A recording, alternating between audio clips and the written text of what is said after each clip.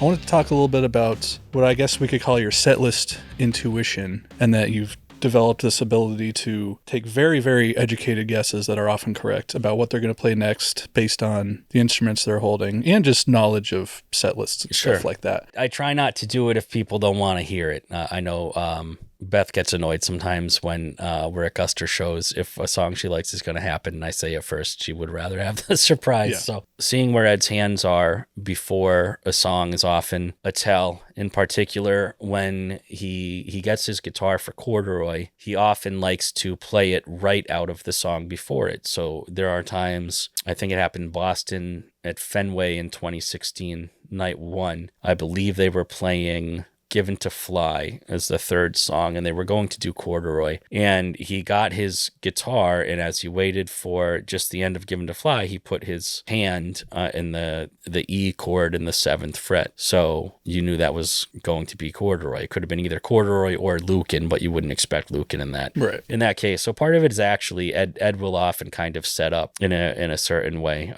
You can tell by what configuration of guitars they have, although they interchange. Mike and Stone somewhat interchange the guitars they play for songs. For example, Mike has played a Strat during a live, but he's also done his Les Paul Jr. during a live lately too. So you can't always tell just by which guitars they have. But Jeff's bass is always a big tell because he's on the stand-up for Daughter, Indifference, Jeremy, Glorified G. Jeremy, he's on that's a 12-string bass. Okay. Yeah, the sit down are those 3 songs and Nothing Man. So if it's the second or third song and Jeff has the stand-up and Stone has an acoustic, it's probably either Daughter or Nothing Man. So things like that too. Sometimes people guess a song and you're like, they don't even have the right instruments for that. If Jeff has his 12-string out, you have Wygo, Deep, Leash, Jeremy are the big ones. If I'm missing, I might be missing 1 or 2, and I apologize, but usually it means Jeremy, especially if it's about that spot in the set list. Right. And then there are guitars that resonate a bit due to being an open tuning. So when Stone gets his guitar for Daughter, it's an open G tuning. So when he just strums it open, it makes a G chord. He often gets that and just kind of hits it quick. And you hear that tone and that sound, and you know it's going to be Daughter, or Before Even Flow. That's an open D guitar tuning for Stone. When he gets his guitar and kind of hits the pedal to activate it, you hear the resonance of that open D chord. So things like that are a really good tell. Also, whether Ed has a guitar, because knowing what songs Ed plays guitar on greatly changes what they can play, and there's a good amount of them.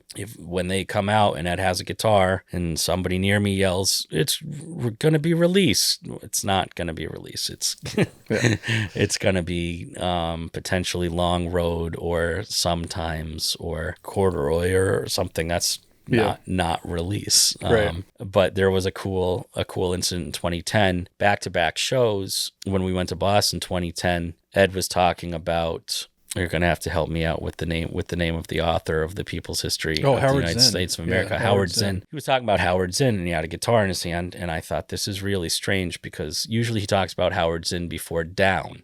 And he's talking about Howard Zinn, but he has a guitar in his hand, and they played I'm Open, and it went into Better Man. And then at MSG2, later that week, I had that discussion with you in the car on the way back where you said, I really thought they were going to play Down. Yeah. I said, but he had a guitar in his hand. And you're like, oh yeah, that's true. I don't think about those things. At MSG2, Ed started talking about Howard Zinn, and the person next to you said, oh, it's going to be Down. And you said, it's not going to be Down. No, he has a guitar in his hand.